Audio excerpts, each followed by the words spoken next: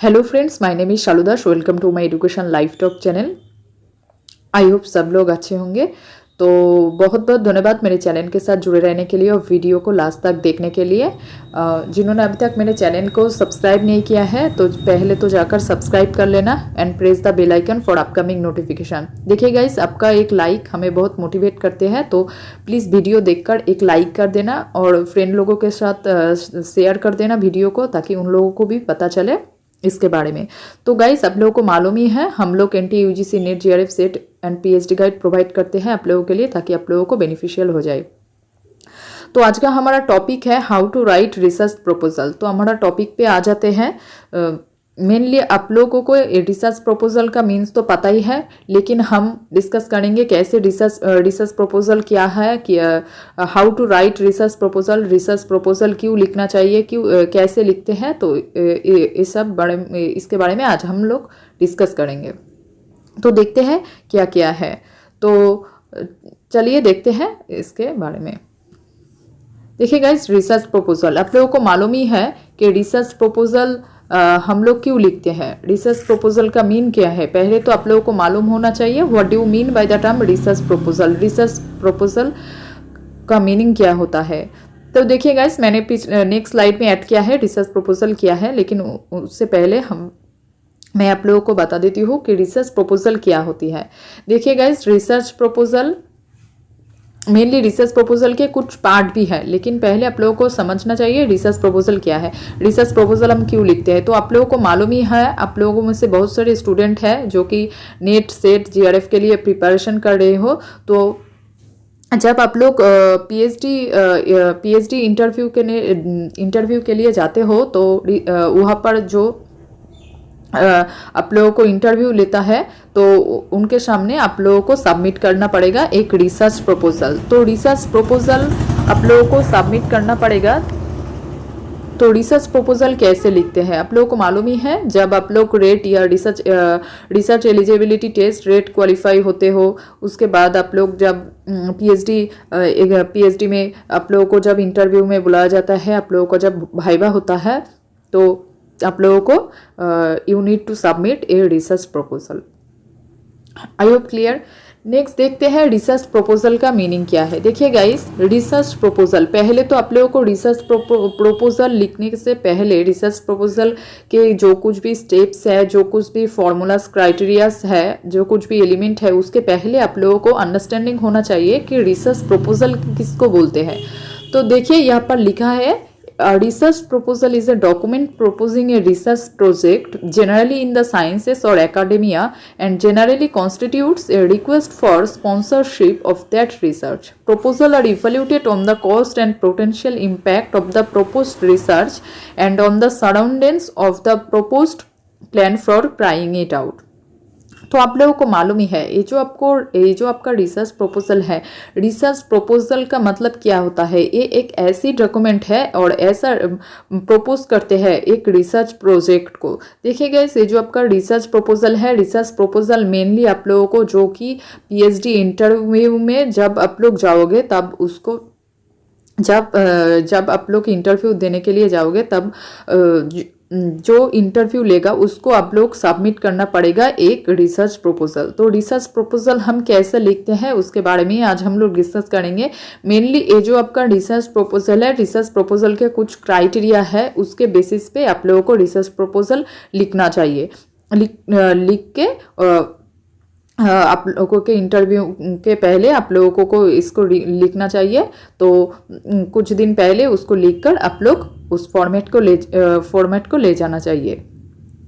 तब बहुत सारी यूनिवर्सिटीज़ में है, जो कि दिल्ली यूनिवर्सिटी हो या किसी भी यूनिवर्सिटी हो, जब आप लोगों के लिए PhD एंट्रेंस आप लोग PhD एंट्रेंस एग्ज़ाम क्वालिफाई कर देते हो, तब आप लोगों के इंटरव्यू के दौरान आप लोगों को एक रिसर्च प्रपोजल सबमिट करना होता है। तो उसके बारे में आज हम डिस्कस करने हैं कि रिसर्च प्रपोजल कैसे लिखते हैं और उसका क्या क्या एलिमेंट है। नेक्स्ट देखते हैं क्या है। देखिए गाइस, ये जो आपका रिसर्च प्रपोजल है, पहले तो आप लोगों को रिसर्च प्रपोजल के कुछ की पॉइंट्स है, इस की पॉइंट्स को आप लोगों को याद में होना चाहिए। देखिए, आप लोग पहले रिसर्च प्रपोजल समझिए। नेक्स्ट आप लोग देखेंगे नेक्स्ट आप लोगों को आप लोग कौन सी फॉर्मेट में कैसे एलिमेंट्स यूज़ करके आप लोग इसको लिखेंगे वो सब बाद में देखेंगे। तो देखते हैं देखिए यहाँ पर की पॉइंट्स में क्या क्या दिया गया है। What research question will be address, how they will be address, how much time and expenses will be required for the research, what period research has been done on the topic, how the result of the research will be evaluated, how the research will benefit the sponsoring organization and other parties। तो आप लोग ये जो research proposal लिखेंगे, research proposal के कुछ की points है, कौन सी की पॉइंट्स पे यहाँ पर फोकस किया गया है। What research question will be address, how much time, कितना टाइम लगेगा, expense will be required for the research, what period research, पहले कौन सी एरिया से रिसर्च हो चुकी है, has been done for the on topic, कौन सी टॉपिक पे पहले पब्लिश्ड हो चुकी है, उसको आप लोग छोड़ के एक नया कॉन्सेप्ट ऐड करके आप लोगों का रिसर्च प्रपोजल लिखना पड़ेगा। How the result of the research will be evaluate, how the research will benefit sponsoring organisation and other party, कौन सा बेनिफिशियल रहेगा आप लोगों का ऑर्गेनाइजेशन एंड अदर्स पार्टीज के लिए। तो इसके बारे में ये फोकस करके आप लोगों का रिसर्च प्रपोजल लिखना चाहिए। तो पहले आप लोगों का जो पीरियड रिसर्च आप लोग जो कुछ भी हो चुका है उसके अगेंस्ट आप लोगों को एक नया कॉन्सेप्ट, एक न्यू कॉन्सेप्ट आप लोगों को डेवलप करके उसके बारे में स्टडी करना होगा। तो इसके लिए हम लोग लिखते हैं एक रिसर्च प्रपोजल। तो रिसर्च प्रपोजल लिखने का कुछ क्राइटेरिया है, हम लोग डिस्कस करेंगे उसके बारे में। तो देखिए गाइस, पहले तो आप लोगों को यहाँ पर देखिए essential elements of A research proposal, research proposal का कुछ एसेंशियल एलिमेंट्स होना चाहिए। तो देखिए गाइस, यहाँ पर लिखा है आप लोगों का एलिमेंट्स और स्टेप्स।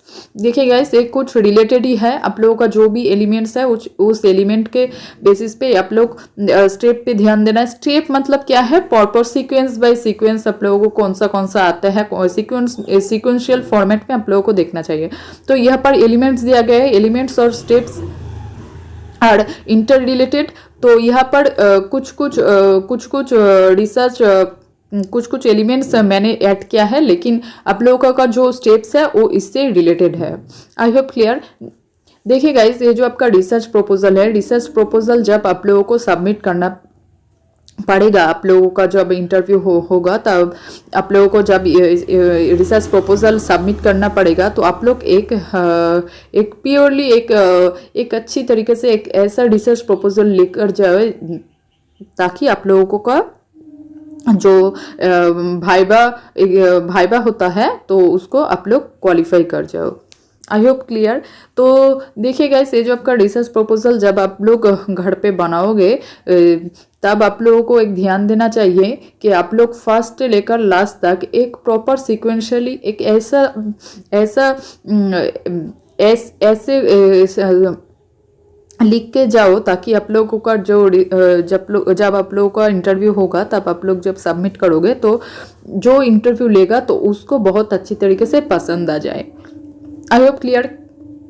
क्योंकि आप लोगों को मालूम ही है कि इस रिसर्च प्रपोजल के आप लोग जैसा भी रिसर्च प्रपोजल लेकर जाओगे उस रिसर्च प्रपोजल में से आप लोगों का क्वेश्चन पूछा जाता है। आप लोगों का जो पीएचडी एंट्रेंस में जब आप लोग क्वालिफाई होते हो, देन आप लोगों को जब इंटरव्यू में बुलाते हैं तब आप लोगों का 95% क्वेश्चन आप लोगों का रिसर्च प्रपोजल से पूछा जाता है। आप लोग जिस भी फॉर्मेट से आप लोग क्रिएट करके ले जाते हो तो वहाँ से ही क्वेश्चन पूछा जाता है। तो देखते हैं पहले क्या क्या पॉइंट है research essential elements of A research proposal, क्या क्या एलिमेंट होना चाहिए, क्या क्या सिक्वेंशियली आप लोगों को फुलफिल करना चाहिए आप लोगों का देखते हैं।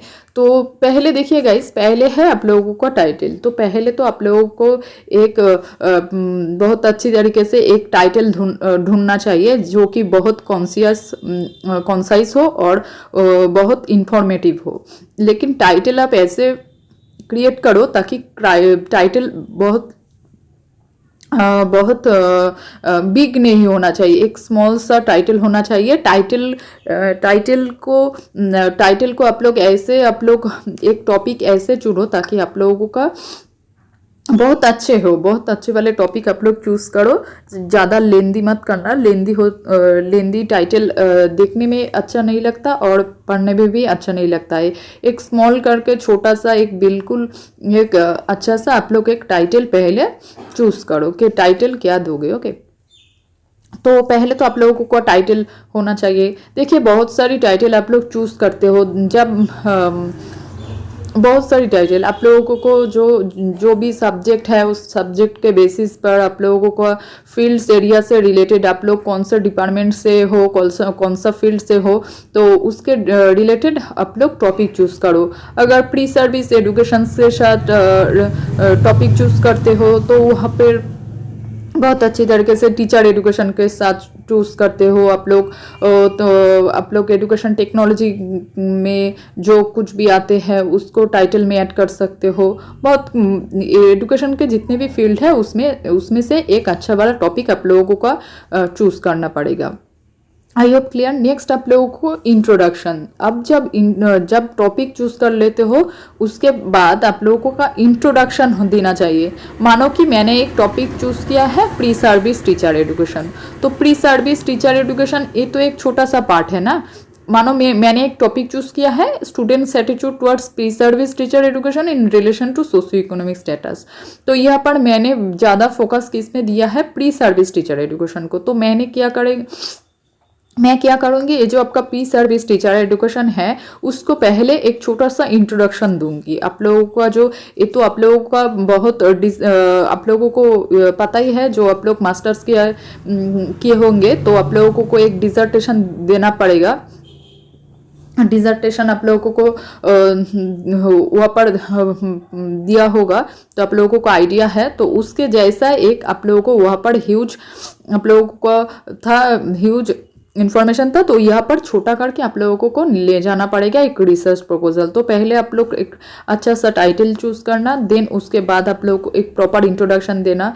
तो मानो कि मैंने जो आपको अभी टॉपिक बताया था तो उसके अंदर प्री सर्विस टीचर एजुकेशन आता है, तो प्री सर्विस टीचर एजुकेशन का एक छोटा सा डेफिनेशन देना, जैसे कि pre service teacher education is the education and training provide to student teachers before they have undertaken any teaching. Pre service training of teacher shorts before their teaching job. After completing the pre-service training, a student teacher becomes the teacher. The main need to pre-service training is that the student teacher must be understand the role of teacher. तो मैंने छोटा करके एक introduction आप लोगों को बोल दिया है, तो ऐसे करके आप लोगों को एक छोटा करके इंट्रोडक्शन देना चाहिए। तो पहले आप लोगों का टाइटल हो चुका, नेक्स्ट आप लोग एक छोटा सा इंट्रोडक्शन देना, उसके बाद आप लोगों को लिटरेचर रिव्यू होगा। तो लिटरेचर रिव्यू आप लोगों को मालूम ही है, लिटरेचर रिव्यू हम लोग क्यों करते हैं, गैप फुलफिल करने के लिए हम लोग यूज़ करते हैं लिटरेचर रिव्यू, गैप फाइंडिंग करते हैं यहाँ पर। तो पिछले आप लोगों ने जो भी टॉपिक चूज़ किया है, पिछले उस टॉपिक के एरिया के साथ पिछले कौन सा काम हुआ है और कौन सा काम गैप रहा है, तो आपको क्या करना चाहिए, उस गैप को फुलफिल करना होगा। तो पहले भी जो रिसर्चर या जो लोगों ने उसके बारे में काम किया है, तो आपको उस सेम काम नहीं करना चाहिए, कुछ डिफरेंट होना चाहिए, कुछ न्यू इन्फॉर्मेशन वहाँ पर ऐड होना चाहिए। तो रिसर्च के गैप फुलफिल करने के लिए हम लोग लिटरेचर रिव्यू वहाँ पर लिखते हैं। तो आप लोगों को लिटरेचर रिव्यू भी देना पड़ेगा। देन उसके बाद आप लोगों को है रिसर्च ऑब्जेक्टिव्स। देखिए गाइस, ये जो आपका रिसर्च ऑब्जेक्टिव है, रिसर्च ऑब्जेक्टिव मतलब आपको यहाँ पर फाइंड आउट करना है रिसर्च के जो कुछ भी आप लोगों ने जो कुछ भी टॉपिक चूज किया है उसके बारे में,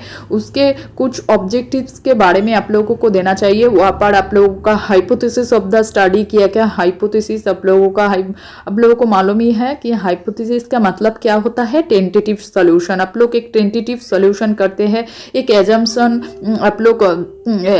आप लोग देख लेते हैं कि क्या क्या होंगे, उसको आप लोग लिखेंगे, उसको बारे में हाइपोथेसिस स्टडी करेंगे आप लोग। तो देन आप लोगों का आता है रिसर्च मेथोडोलॉजी। देखिए गाइस, ये जो आपका रिसर्च मेथोडोलॉजीज है, रिसर्च मेथोडोलॉजीज में बहुत कुछ इंक्लूड होता है। ओके, रिसर्च मेथोडोलॉजी में आप लोगों को ओवरऑल मेंशन करना चाहिए। ओवरऑल आप लोग रिसर्च मेथोडोलॉजी में आप लोगों का पूरा अप्रोच ऑफ द स्टडी वहाँ पर आप लोगों को क्या देना चाहिए। देखिए गाइस, ये जो आपका रिसर्च मेथोडोलॉजी है, research methodology is the specific procedure और technique use to identify, select, process, analyze information about a topic. The methodology section allows the reader to critically evaluate a study's overall validities and reliabilities. देखिएगा, इसे जो आपका research methodology है, research methodology एक specific procedures है, specific procedure और specific techniques है जो कि यूज़ होता है किस लिए, to identify, select, process and analyse information about a topic. एक टॉपिक को आइडेंटिफाई करने के लिए, एक टॉपिक को सिलेक्ट करने के लिए, एक टॉपिक को प्रोसेस करने के लिए, एक टॉपिक कैसे एनालाइज किया जा सकता है, आप लोग इंफॉर्मेशन कैसे एनालाइज किया जा सकता है उसके बारे में प्रॉपर आप लोगों को बताते हैं रिसर्च मेथोडोलॉजी। तो रिसर्च मेथोडोलॉजी में आप लोग क्या क्या देखोगे, रिसर्च मेथोडोलॉजी में आप लोगों का अप्रोच ऑफ द स्टडी, आप लोग कौन से स्टडी में कर रहे हो, डिस्क्रिप्टिव स्टडी में या जो कुछ भी है, आप लोगों को कौन सी अप्रोच आप लोग फॉलो करने वाले हो। देन आप लोगों का population and sample of the study, आप लोग पॉपुलेशन कौन सा लिया, पॉपुलेशन कितना लिया, उसके बारे में आप लोगों को पॉपुलेशन के बारे में। देन आप लोगों का सैंपल ऑफ द स्टडी, आप लोगों का सैंपल कितना सिलेक्ट किया। देन आप लोगों का वेरिएबल्स ऑफ द स्टडी, कौन सा वेरिएबल आप लोगों को स्टडी में, आप लोगों को जो टॉपिक, जब आप लोग टाइटल और टॉपिक आप लोग जब चूज किए थे तब आप लोगों को ने कौन सा वेरिएबल यूज किए थे, तो तो सब कुछ आएगा आप लोगों के रिसर्च मेथोडोलॉजी में। आई होप क्लियर। नेक्स्ट आप लोगों का है एथिकल कंसिडरेशन। देखिए गाइस, ये जो आपका एथिकल कंसिडरेशन है, what do you mean by the term ethical consideration. देखिए गाइस, एथिकल कंसिडरेशन का मीन है, रिसर्चर जब अपना रिसर्च करेगा तो उसको अच्छे तरीके से एथिक्स फॉलो करना चाहिए। आप लोगों को मालूम ही है एथिक्स मतलब रूल्स रिजिड फॉलो करना चाहिए, कैसे प्राइवेसी मेंटेन करना चाहिए। यहाँ पर एथिकल कंसिडरेशन का एक की पॉइंट है, आप लोगों को प्राइवेसी मेंटेन करना चाहिए। ओके, प्राइवेसी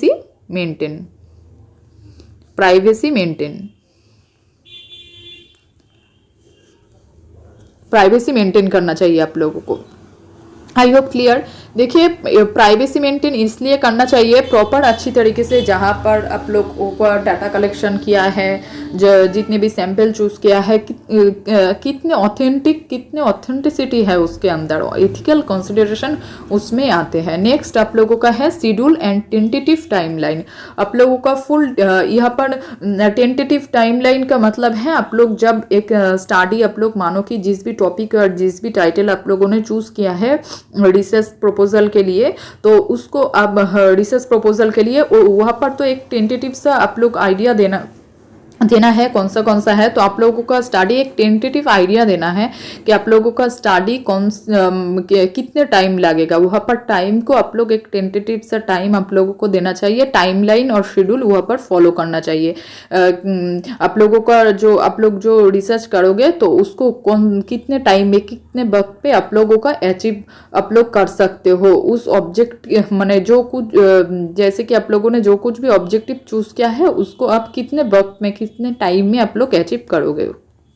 आई होप क्लियर। नेक्स्ट आप लोगों का है बजट। तो बजट इज वेरी इंपॉर्टेंट। तो बजट मतलब क्या है, बजट मतलब है आप लोगों का कॉस्ट प्रेडिक्ट करना। यहाँ पर टेक्निकल इक्विपमेंट आप लोगों ने जो कुछ भी चूज किया है सब कुछ आएगा आप लोगों के बजट में।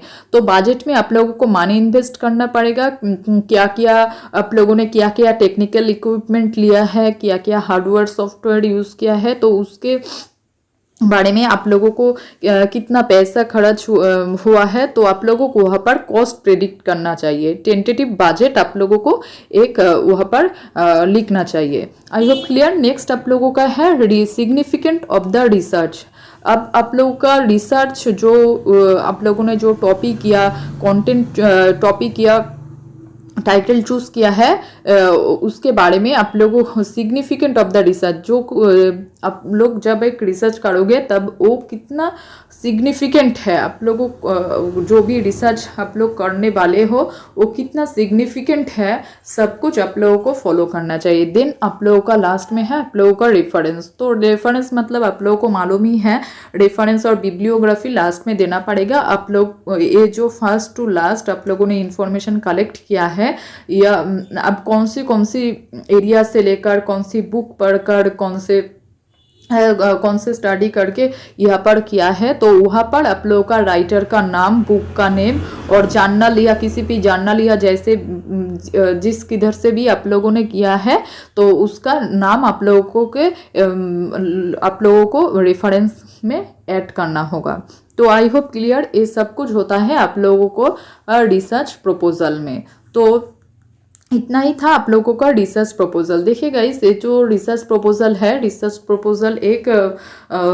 प्रपोजल एक बहुत इम्पोर्टेंट टॉपिक कॉन्सेप्ट और आप लोगों को लिए भी बहुत इम्पोर्टेंट है, क्योंकि आप लोगों को हर एक कैंडिडेट को जब वो अपना नेट सेट आप लोगों ने क्लियर किया है, जब आप लोगों को पीएचडी इंटरव्यू देना चाहिए तब आप लोगों को एक रिसर्च प्रपोजल सबमिट करना ही पड़ेगा। बहुत सारी यूनिवर्सिटी में है, आप लोग जब आप लोग पीएचडी का इंटरव्यू देने जाओगे, जब आप लोग रेट या एग्ज़ाम क्वालिफाई करके जब आप लोग जाओगे तब आप लोगों को एक रिसर्च प्रपोजल वहाँ पर सबमिट करना पड़ेगा। तो रिसर्च प्रपोजल जब आप लोग सबमिट करोगे तब इंटरव्यू जब आपको क्वेश्चन पूछेगा तब आप लोगों को एक रिसर्च प्रपोजल सबमिट करोगे, तब उसके अंदर जितने भी क्वेश्चन है, मानो कि आपने जो भी टॉपिक चूज़ किया है उस टॉपिक में से आप लोगों को क्वेश्चन पूछा जाता है, तो उसके लिए आप लोगों को एक रिसर्च प्रपोजल क्रिएट करना पड़ेगा। तो रिसर्च प्रपोजल कैसे लिखना पड़ेगा, कैसे एलिमेंट होना चाहिए, उसके बारे में हमने डिस्कस किया है। तो आई होप आप लोगों को अच्छी तरीके से समझ में आ गए हो। तो मैंने लास्ट में आप लोगों को एक बार शॉर्ट हिंट्स में एक बार आप लोगों को बता देती हूँ, जो आपका रिसर्च प्रपोजल है, रिसर्च प्रपोजल हम लोग सबमिट करते हैं तब हम लोगों को एक प्रॉपर क्राइटेरिया सिक्वेंशियली मानकर चलना होता है। तो पहले तो रिसर्च प्रपोजल में आप लोगों को कुछ की पॉइंट्स मैंने ऐड किया है, आप लोग देख लेना। तो पहले आप लोग एक बहुत अच्छी तरीके से एक सुंदर सा क्या करना चाहिए, एक सुंदर सा टाइटल होना चाहिए। मानो कि आप लोगों ने एक टाइटल चूज किया है, students attitude towards pre service teachers education relation to socio economic status. मानो कि मैंने एक टॉपिक आप लोगों को बोला है, तो उस टॉपिक को पहले आप लोग चूज करो, देन आप लोगों को इंट्रोडक्शन में कुछ ऐड करना चाहिए। तो मैंने आप लोगों को एक टॉपिक बोला है, उसमें से आप लोगों को वेरिएबल्स में से आप लोगों को एक प्री सर्विस टीचर्स एजुकेशन के साथ यहाँ पर मैंने बोला है, तो मानो कि उसका एक छोटा सा करके एक इंट्रोडक्शन देना, तो उसके बारे में देन आप लोगों को एक लिटरेचर रिव्यू प्रोवाइड करना है कि रिसर्च गैप फुलफिल करने के लिए, आप लोगों को गैप फाइंडिंग करने के लिए जो कुछ भी आप लोगों को देखना है, तो आप लोग पहले देखिए कि उससे रिलेटेड पहले किसने कौन सा वर्क किया है, तो उस गैप को फुलफिल, रिसर्च गैप को फुलफिल करने के लिए आपको लिटरेचर रिव्यू के ऊपर फोकस करना है। देन आप लोगों का है रिसर्च ऑब्जेक्टिव्स। रिसर्च ऑब्जेक्टिव्स में आप लोगों को फाइंड आउट करना है, वहाँ पर आप लोग हाइपोथेसिस फॉलो करोगे। हाइपोथेसिस कैसे, आप लोगों का हाइपोथेसिस एक एजम्पशन टेंटेटिव सॉल्यूशन कैसे करोगे, आप लोगों का hypothesis of the study finding होना। देन आप लोगों को रिसर्च मेथोडोलॉजी में आप लोगों को ध्यान देना चाहिए। तो रिसर्च मेथोडोलॉजी में आप लोगों को क्या क्या आएगा, रिसर्च मेथोडोलॉजी में आप लोगों को आएगा approaches of the studies, population of the sample, population कहाँ से लिया, सैंपल कितना था, sample of the study, then आप लोगों का वेरिएबल्स ऑफ द स्टडी। ये सब कुछ एक के अंदर बहुत कुछ छोटा छोटा करके आप लोगों को एक पॉइंट के साथ आप लोगों को लिख कर ले जाना पड़ेगा। देन आप लोगों का है इथिकल कॉन्सिडरेशन। ये जो आप लोग जब एक रिसर्च प्रपोजल लिखोगे तब रिसर्चर को एक प्रॉपर एथिक्स या रूल्स फॉलो करना चाहिए। शेड्यूल्स एंड टेंटेटिव टाइमलाइन, एक आप लोगों को एक टेंटेटिव टाइमलाइन के बारे में बोलना चाहिए कि आप लोग मानो कि एक टॉपिक चूज किया है एक रिसर्च के लिए, तो उस रिसर्च को आप कितना टाइम पे कंप्लीट करोगे। एक टेंटेटिव सा आइडिया आप लोगों को देना चाहिए कि मुझे इतने टाइम के अंदर ये सब कुछ मैं कंप्लीट कर दूंगी। तो एक टेंटेटिव सा आप लोगों को आइडिया देना चाहिए, टेंटेटिव टाइमलाइन आप लोगों को देना चाहिए। नेक्स्ट आप लोगों को बजट में आप लोग जब ये रिसर्च करोगे तो रिसर्च करने के बाद आप लोगों को कितना टाइम कितना आप लोगों का खर्चा होगा तो कॉस्ट प्रेडिक्ट करेगा। यहाँ पर टेंटेटिव बजट आप लोगों को देखना पड़ेगा। प्रॉपर टेक्निकल इक्विपमेंट आप लोगों ने जो कुछ भी यूज़ किया है, मानो कि सॉफ्टवेयर हार्डवेयर, तो उसके बाद आप लोगों को कितना खर्च हुआ है तो आप लोगों को कॉस्ट प्रेडिक्ट करना चाहिए यहाँ पर। तो एक आप लोगों को जनरल सा आइडिया देना चाहिए कि मुझे इतना पैसा लगेगा, इतना पैसा मेरा खर्च होगा। तो नेक्स्ट आप लोगों का है significant of the research. Research significant हुआ कि नहीं तो लास्ट में तो आप लोग देखना ही पड़ेगा। देन आप लोगों को लास्ट में है आप लोगों का रेफरेंस। तो रेफरेंस एक बहुत ही इम्पोर्टेंट है। रेफरेंस का मतलब आप लोगों ने जो कि आप लोगों ने एक रिसर्च प्रपोजल प्रॉपर सिक्वेंशियली आप लोगों ने लिखा है, तो कहाँ से डाटा आप लोगों ने सब कुछ इन्फॉर्मेशन आप लोगों को किधर से मिला, आप लोगों खुद के किए। जब आप लोग रिव्यू रिलेटेड लिटरेचर देखे तो प्रीवियस इंडियन और अब्रॉड स्टडीज आप लोगों ने फॉलो किया है, किसने कौन सा टॉपिक दिया है, किसने उस टॉपिक कौन से रिसर्चर ने उसके अंदर अपना काम किया है, और जो कुछ भी गैप है आप लोगों को गैप फाइंडिंग करना पड़ेगा। तो सब कुछ वहाँ पर इंक्लूड करना चाहिए। तो आई होप क्लियर। तो ऐसे लिखते हैं रिसर्च प्रपोजल, एकदम ईजी सा है, लेकिन आप लोगों को पीएचडी इंटरव्यू में देने के लिए आप लोगों को एक छोटा करके एक रिसर्च प्रपोजल लिखना चाहिए। तो मैंने एक प्रॉपर सीक्वेंस या शॉर्ट्स एलिमेंट से आप लोगों को समझा दिया है। तो आप लोगों को आई होप आप लोगों को बहुत अच्छी तरीके से अंडरस्टैंड हो गया हो। सो thank you so much guys for watching this video, and please like, share, comment and subscribe my YouTube channel and press the bell icon for upcoming notification। अगर वीडियो पसंद आए तो एक लाइक बहुत ही कर देना, एक लाइक आप लोग कर देना। आप लोगों के एक लाइक से मैं मोटिवेट रहता हूँ, तो एक लाइक कर देना। और नोटिफिकेशन के लिए आप लोग press the bell icon. So thank you so much again, thank you so much guys, thank you.